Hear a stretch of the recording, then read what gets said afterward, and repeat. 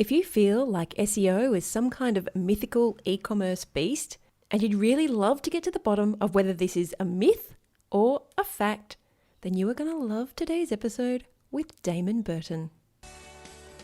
Welcome to the Bringing Business to Retail podcast, where I, Selena Knight, share strategies, interview retail revolutionaries, and delve into the minds of e-commerce experts to help you grow a profitable, independent retail or e-commerce business.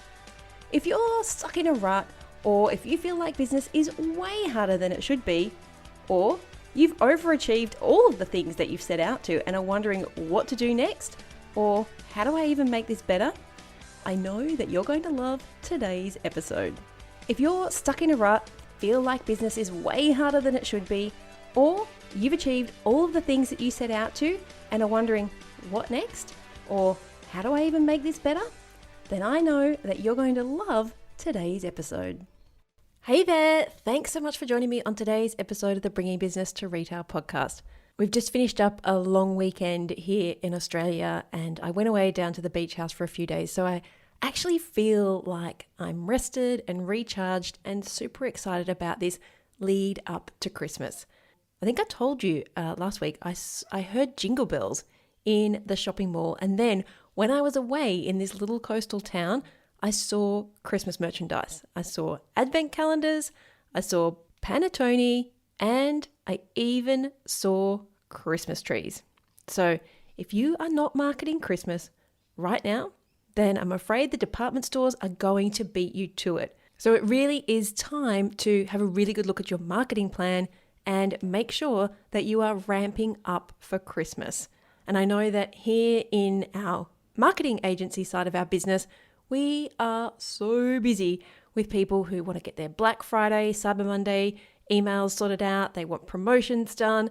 And as retail CEOs, it is up to you to make sure that you have your plan in place to maximize this holiday season. Because let's be honest, for a lot of you, 2020 has been a bit sad in the revenue front. And now it's your opportunity to make those sales back up. And for a lot of you, that's going to mean ramping up your e-commerce efforts. If nothing else, COVID-19 has seriously shown us that having an e-commerce site isn't a luxury. It is a complete necessity. And part of having a healthy, functioning e-commerce site is making sure that people can find it. And when you get to this point, you quite often turn to SEO. And I'll be honest, I always feel like there is this industry nature of keeping SEO as something difficult and really time consuming and something that you have to outsource to the experts. But that's not the case. Today's guest, Damon Burton, has beaten the experts at their own game. So he knows what he's talking about. Not what they're talking about. Well, he probably knows what they're talking about as well. But he knows what he's talking about. And I love the fact that he's going to give you some really straight down the line advice and share with you what SEO marketers don't want you to know. And Damon and I have a bit of a kindred spirit because he started his business just before the 2008 recession, which is when I started my first e-commerce business. So we both understand this navigating and growing through really difficult times like we've been experiencing right now. And never before has there been this requirement to make sure that our e-commerce sites are findable, that people can find us, that they're functioning, that they're working, and that they're easy to navigate. So let's jump into today's episode, and Damon Burton will share with you the secrets that the SEO marketers don't want you to know. Hey there, and welcome to today's episode of the Bringing Business to Retail podcast. Now, I love finding great guests, and if you can find a guest who has literally outranked $1 billion company on Google, that's the kind of person that I want talking to you. So I have brought on Damon Burton to talk all things of that elusive, magical SEO that kind of scares us, that we probably pay way too much money trying to get somebody else to figure out. But he's going to give us some strategies that you guys can implement that are actually really simple, and they seem like they're kind of common sense. So thanks so much, Damon, for coming on the show. Yeah, I appreciate the opportunity to chat, Selena. People didn't hear this, but just before the intro, I just said that Damon outranked Google on Google. I outranked Google. I now own Google. You now own Google, but you didn't. You outranked $1 billion company. So we want to hear this story. Yeah, well, before I start the stories, why don't I give a brief explanation of what SEO is? So SEO stands for search engine optimization, and the goal is to show up higher on the company that I own, Google, that I don't own. But the company, the goal is to show up higher on Google and other search engines, but without paying for ads. So that's kind of the brief explanation, and then we can kind of get into how it works. But the story of outranking $1 billion company, and you actually touched on a good topic that we don't have to overthink SEO. And so the story of me outranking $1 billion company is there's a big show, The Bachelor. Are you familiar with The Bachelor? No, I know it, not familiar with it, but I know it. Yeah, so it's one of those reality dating shows. And so ABC is a $1 billion company, and they came out, this was probably about 13 years ago at this point. And they were talking about, it was a season finale, and my wife said, hey, come watch this season finale with me. And they were talking about who was going to be the next Bachelor after that season. And I thought that was interesting because from what I remember, they leave you hanging in suspense, and they don't tell you who it is, and you have to wait. And so I went and looked up the gentleman's name, and I decided, well, I could probably make a website about this guy, because if I'm looking him up, and I don't even really watch The Bachelor, I can only imagine like how many other people are going to be looking for this guy. So that night I just took a couple hours and did my SEO stuff that we'll talk about. And within just that short amount of time, a couple of days later, I was outranking ABC for this gentleman's own name before the season even started. And so it was great because then, I put ads on there, and it was passive income. And so a couple hours worth of work and thousands of dollars a month, outranking $1 billion company. So, the SEO has changed a lot since then, but in its simplest form, the reason why that worked then is still the same reason why SEO works now, is you solve a customer's pain point or problem, or give them the answer in a more convenient, easy to understand way. And then Google's going to reward you for that. Okay, so I have to ask the question that a lot of people might be thinking. Did the dude buy the website from you? He messaged me. I don't know if it was him or an assistant, and he said, hey, you should probably give us that site. And I said, no, I probably shouldn't. and that's where I left it. for a fee. Yeah. I was in my early 20s, and so it was cool. And I didn't really, I didn't need to cash it out. And there was a little bit of naiveness as well. And I probably would have sold it now, but no, let's be honest, a whole bunch of ego. Totally. That's exactly what I was going to say next was, it was just it was kind of bragging rights. And so I just said no. And you are totally allowed to do that. So you did touch on something I was going to ask you, which was SEO has changed. I've been in e-commerce now for probably about the same amount of time, 13 years, not 3 plus 10.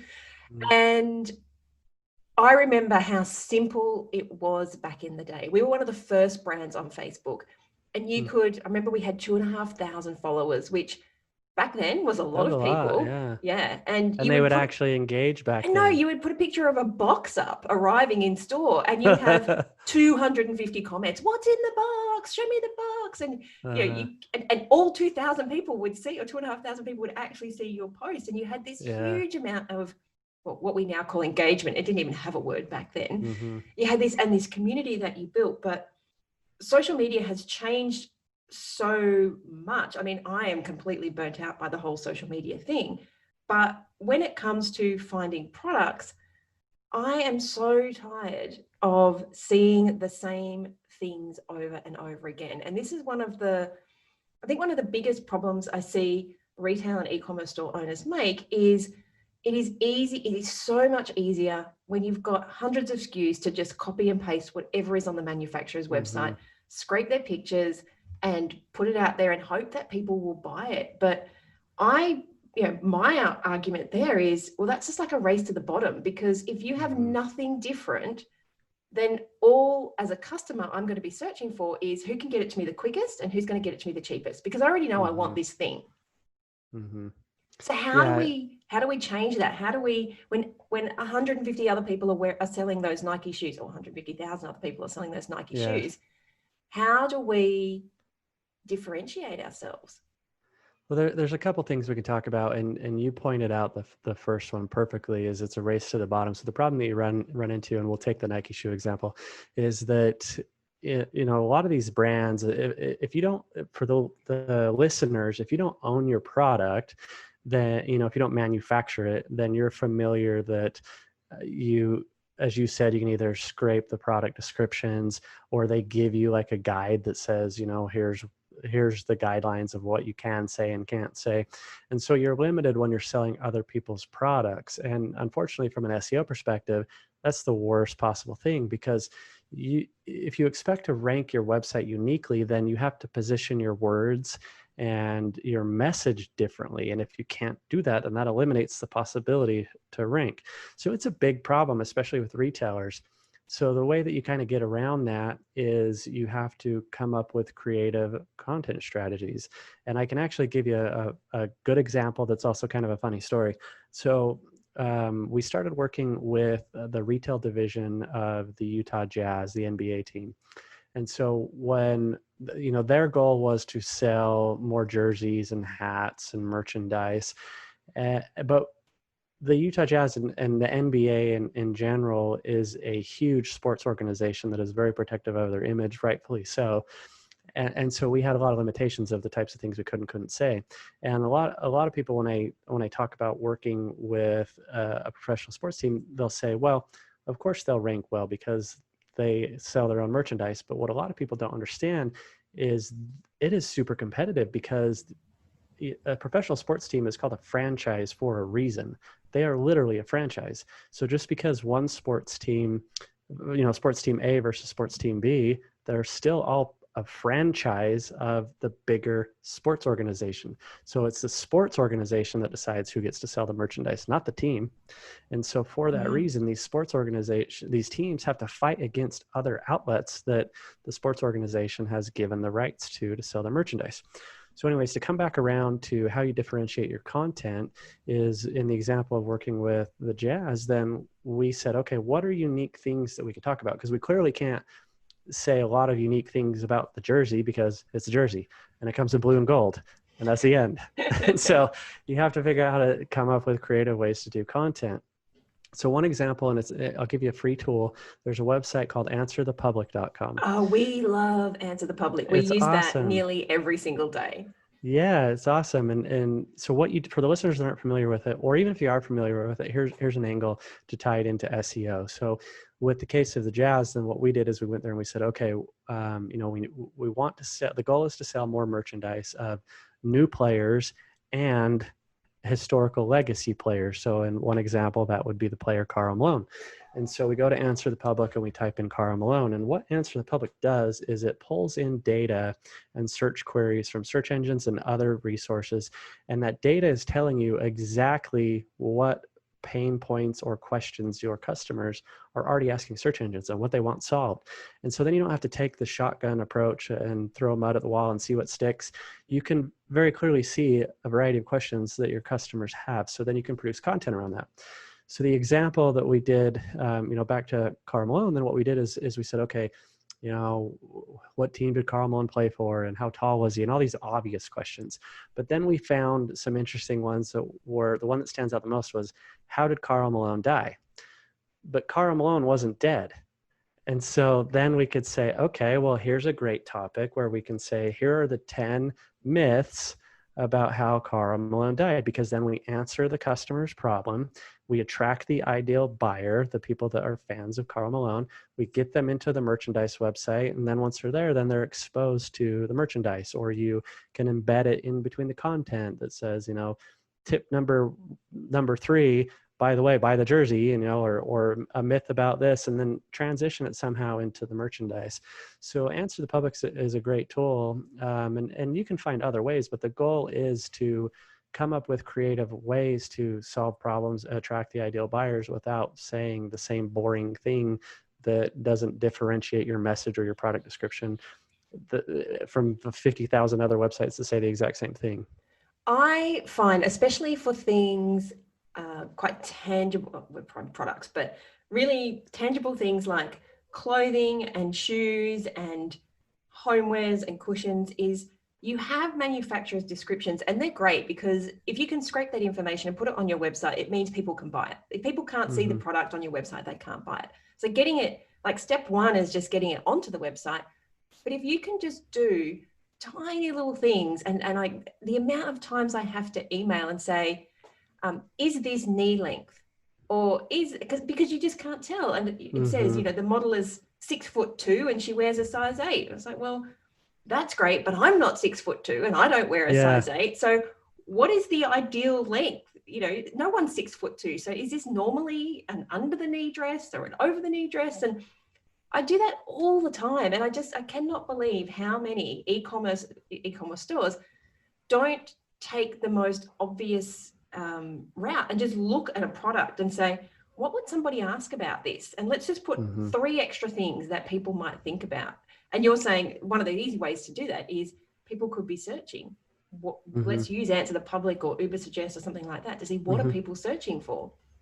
Exactly. Uber Suggest is another good tool, or even more simplistically is you can just go to Google and use the autocomplete. So as you start to type out something about a dress, and then it's going to say, well, Damon, most people that start typing out these 3 words finish it with these next 3 words. And that is a complete sentence that historically Google has determined that a lot of other people have searched for, because what they're trying to do is save you time and go, well, usually whoever starts typing out these things wants one of these, is going to finish that sentence in these 10 ways. Well, that's Google very clearly telling you the most popular search queries based around whatever you've started to type out. And so that too is your customers telling you exactly what they want to know. Yeah. And it just always surprises me that people don't add that little bit of extra info. If you just added that one thing for every single product, if you paid somebody just to add one simple little search query in, I'm sure that you would rank so much higher. Well, yeah, SEO isn't hard. There is a lot to it, but the biggest problem with SEO is because people don't follow it through. Right? Once you understand the core concepts, which are pretty simplistic in nature, good user experience, quick loading website, solve their problem, answer a question, provide content. That's not rocket science, but it isn't fast either. So that's the problem right there, is people don't follow it through. So if you commit to the process, it's really not that complicated. All right. So tell us about things like in Shopify or WooCommerce, you can add things like tags into products. Sure that they're great for people when they're searching on their website, but do they have any SEO credibility, like all the metadata? I have no idea what to stick in there. Like, what do we use those sorts of fields for? So tags are absolutely worthless from an SEO perspective. Now, tags can serve a purpose, as you touched on, which is helping the internal search mechanisms on your website. So when somebody searches something when they're on your site, to show some relevant products. But as far as those tags actually helping you show up higher in search engines before a customer gets to your website, then no, those don't matter. Now, the 2 most popular kind of tags that you're probably talking about are title tags and meta descriptions. So they both are really basic SEO strategies. They don't have as much value as they used to, but you still just do them, because if you're going to do SEO, do it all. Don't just kind of pick and choose. And so what those 2 tags are is the title tag will show up in 2 places. The first place is on your browser at the very top, and you see it above your address bar, and it kind of gives a little summary of the page. And then the other place is in a search engine. So if your website shows up, then it's the bigger text in the search result. So in a search result, you usually have 3 things per result. There's the big text, the little gray text, and then the URL. So the big text is that title tag. Now the little gray text, it's usually about 2 sentences, is the meta description. Now the meta description too doesn't have as much value as it used to, but it's a good opportunity to add a call to action. So the reason why I say still do those tags is because if you show up, then let's say that there was 0 SEO value as far as shoving keywords in there. There's still value for your customers to have something compelling or a call to action. Because if you show up, then on that title tag, the bigger text, you should summarize what your page is about or what your product is about to catch their attention. And then in the meta description, let's say the title tag, so line number 1 catches their attention. Then they go, okay, I'm going to read the rest. Then line number 2, you want to have that call to action. So continue communicating what problems your product solves or what the pain points are, and then end it with click now to buy this widget, or click now to see the sizes, or click now to solve your problem. And so you have an opportunity to encourage an action to take place. So yes, do them, but don't expect magical powers to come from filling them out. So what you're saying is you could put something like biggest range of Nike shoes in Chicago. Exactly. Because that's the problem it's solving is, well, if I like my Nike shoes, this is going to be the best place for me to go to, or super fast delivery, express posted, whatever. So you're saying use those meta descriptions instead of using them for SEO, use them more for like a call to action. Yeah. So, I mean, you can try and massage in the most immediate relevant keyword. Don't stuff. I mean, if it doesn't make sense if it wouldn't read naturally for whatever your keyword is you're trying to rank for, then don't shove it in, because like we said, it's not a magical ranking. People abused it is why. And so it's been devalued. So yes, if you can emphasize one keyword, maybe two, depending on how many keywords your actual target phrase is, but make sure it reads naturally, because you don't want it to, even if it did show up and then it just throws you off by trying to read it and you're scratching your head, then you're going to have the opposite impact. And so try to communicate and make it immediately identifiable with what you offer, and then what your value propositions are, what problems you solve, or how you help the customer, or what questions you're going to answer, and then end a call to action. So the format I usually do is a title tag. Let me answer this in reverse. So the meta description, I approach it with 2 sentences. So sentence number 1 is, and they are sentences too, so not just comma, keyword, comma, keyword, comma, keyword. So the first sentence is, here's this thing and here's why it's amazing and here's the problem it solves. And then sentence number 2 is your call to action. Click now to buy this, learn more, solve your problem, whatever. Now, the title tag, the bigger text that shows above that, you have less characters to fit in there. So that one doesn't quite have to be a sentence. It can kind of be an abbreviated sentence because you only have so many characters. Now, the last comment I'll make on this is there is not a definitive quantity of characters that you can fit in these anymore. So the title tag used to be maxed out at 65 characters. Then Google changed it to 72. And then what they did though a couple of years ago is they said, okay, it is no longer character based, it's pixel based. And so the letter I is a lot thinner than the letter W.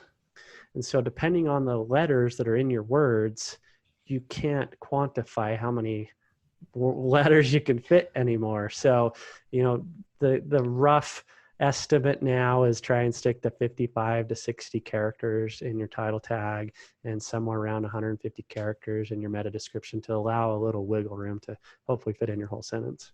Okay. A question I get asked all the time is, does it make any difference if I put the brand name in the name of the product? So Nike swoosh t-shirt as opposed to swoosh t-shirt and then just putting Nike in the description.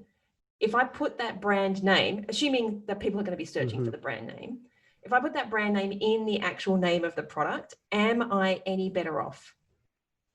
Yeah, I mean, you can only rank for what Google can read. So if you can emphasize what it is that you're trying to have Google read, then that can help, as long as you don't stuff, don't go keyword stuffing, because Google's smart enough nowadays to understand what you're offering. So, are you going to rank higher because you say Nike one more time? No.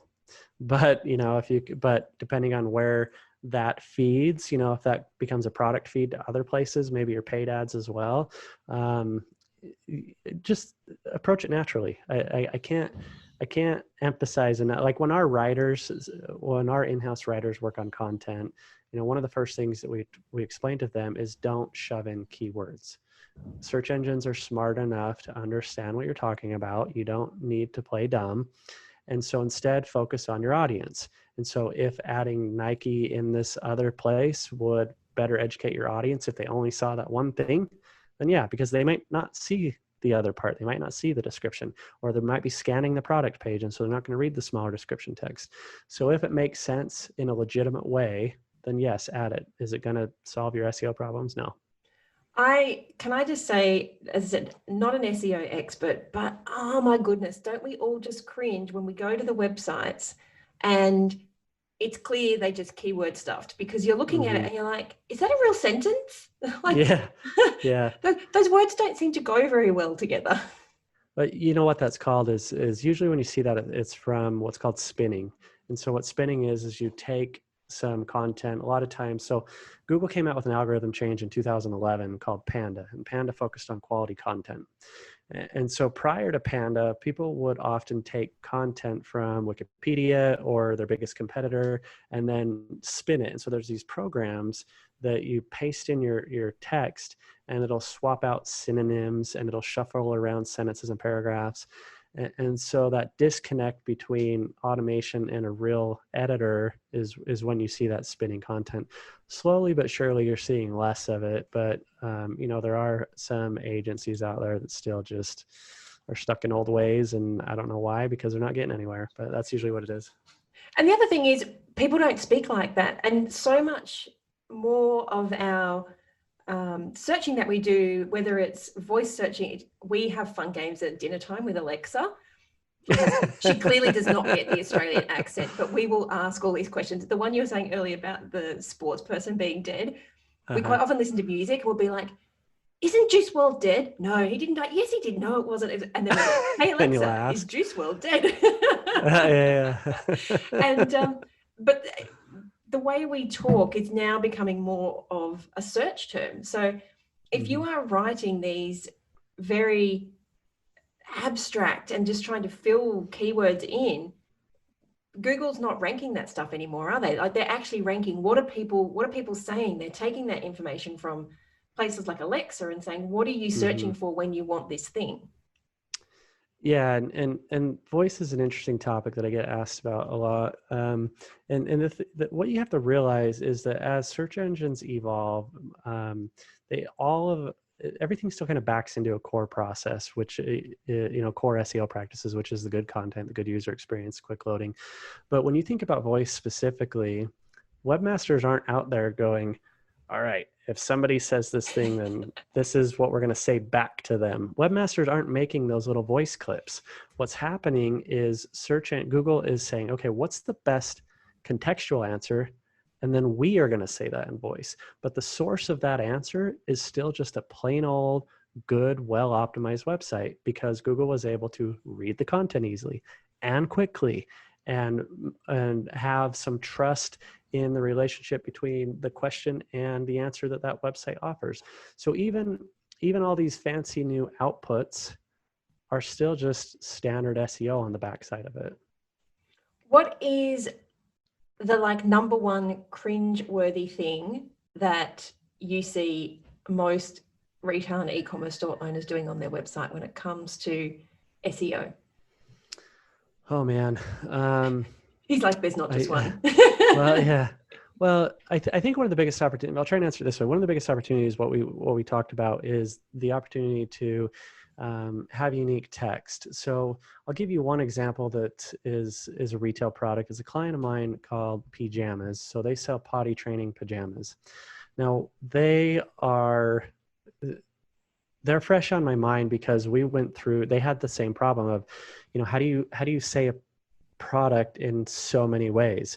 Because they have their potty training pajamas that have different patterns, but it's still the same product, just with one has whales on it and one has, blue stripes.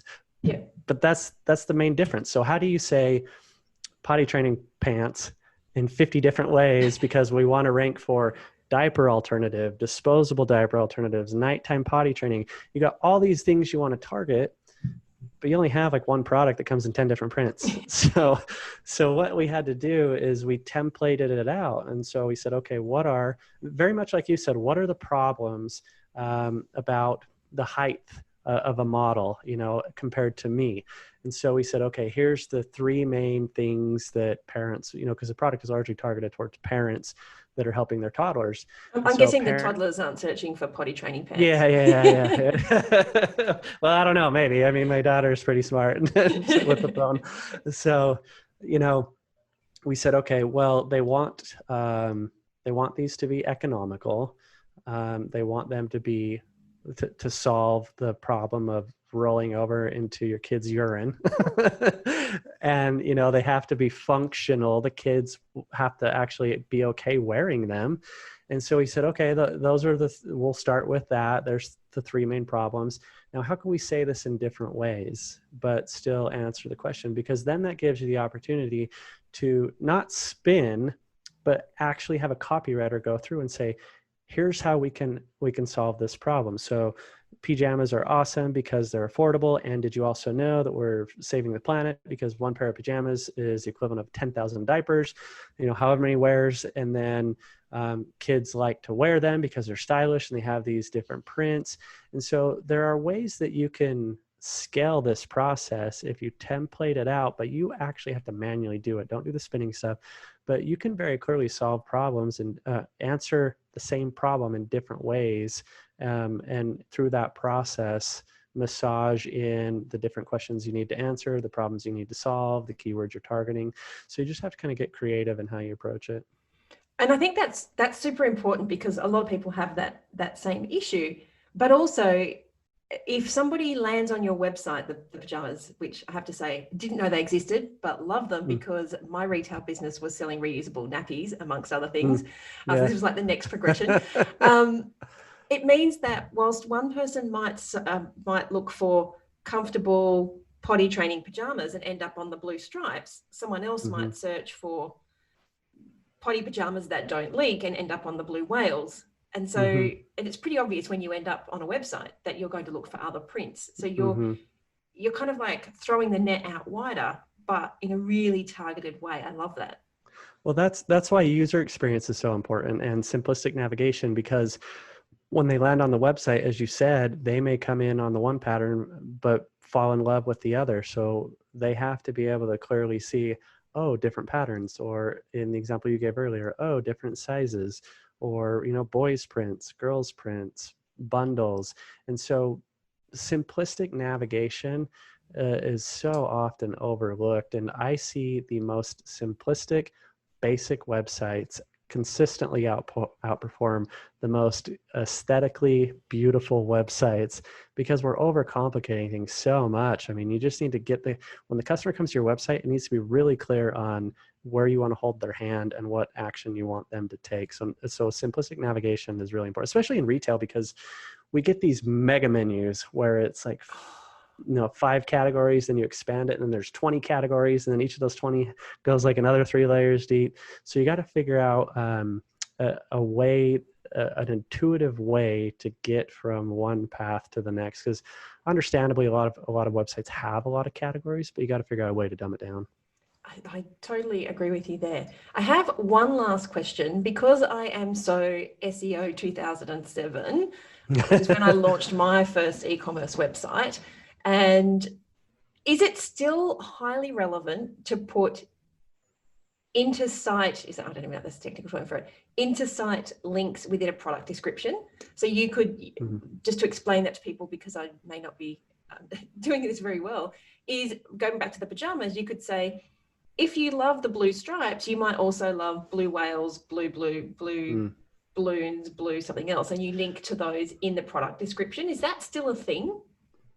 I think we kind of split this up into 2 answers. So at the beginning, when you're explaining, I would take that as kind of interlinked internal content. But then towards the end, it sounded more like upsells. So when it comes to upsells, I would not necessarily interconnect them in the product description itself, because the problem that creates is then you get analysis paralysis, and they're like, oh, I like the blue one, but I like the striped one, and so then they may end up not buying anything at all. But where upsells tend to perform well, better, and obviously you have to A/B test this, and products will vary, but usually that's better once they've psychologically committed and hit the add to cart button. Yeah, because then they've made a commitment, and then on the next page you go, oh, cool. Well, this is something that complements that well. Yeah, you're right. And then they'll probably add it. But before that, then they start to get confused, or they start to hesitate. And now I don't know which one is better. And then the phone rings, and then they never come back. And, they just know. So I would say, if we look at it from an upsell position, no, don't put it in the product details page. But if we're talking about, I would say more on a content side, where let's take the Karl Malone example. Here's the 10 myths of how he died. Well, in one of those myths, maybe it's car wreck. I'm just making stuff up here. Then we could have that article link to, other posts about here's famous sports cars that athletes drive. And so that's probably not a good example because that's not necessarily the product example, but what I'm trying to illustrate is if it will continue to answer the question or support, what you're presenting with more data or more examples or solve more problems, then interconnect it, because that also signals to Google, well, hey, this content is relevant. And so if one of these ranks, then we can kind of assume that this may support that well. And so depending on the search query, we can kind of show one versus the other. And so it helps search engines better understand how the content is interconnected. So back to your pajamas, if we had like a click here to see just how easy they are to wash, and you had like a washing guide. Yeah, exactly. They did, one of the content pieces we created for them was potty training guides. So they don't sell potty training guides, but what they did is that's clearly a problem a problem we can solve for that. That's perfect for their audience. And so we created a catalog of, free public potty training guides, and here's a sticker one, and here's one you can use with a marker, and here's a Monday through, a 7-day week one, and here's a weekday one. And then we listed them out. And then as we're going through each of those ones, maybe one was an outline for a girl's cartoon character. And so then in that one, we could link to here's the girl's pajamas. Yeah. And then in the boys one, here's the boys patterns. So yeah, you can interconnect it and upsell things. So I guess you just kind of have to separate what's an upsell versus what is content that supports what they're reading. Oh, see, I was doing this 13 years ago before it was a thing. No wonder we rank so well. You should have stayed in it, yeah. I've gone into dog products now. Yeah. My child's birthday this weekend, she's 12. So we went from the baby stuff to dog stuff. Yeah. I'm going the other way around. We had dogs and they're on their last leg. So now you're into the kids. now with kids. I know when our dogs were totally our kids. We've got our first dog was actually my wife's wedding present that I gave her. And then as soon as our kids were born, I kind of felt like, sorry, we don't love you as much anymore. That's horrible to say. We still love them. We just love our kids more. Which the kids are around a lot longer. So yeah. Well, you have given us some amazing information today, and it's really great to have information that's not only relevant, but also doesn't just continue to mystify the whole process. Basically, what you've told us is this is common sense. It's going to take a little bit of time. And if you put some effort in, you'll probably see some results. And you can choose to do this yourself, or you can choose to get some help with it. And if people are thinking, this guy really understands what he's doing, and I want to learn more about how he can help me, where can they find you? I just published a book on SEO this year, so you can go to free SEO book. You can get it on Amazon if you want to buy a physical copy, but you get a free PDF copy on freeseobook.com. Okay. Thank you very much. I have found this very relevant for my dog coat e-commerce business. Good. Thanks for coming on the show. Thanks, Selena.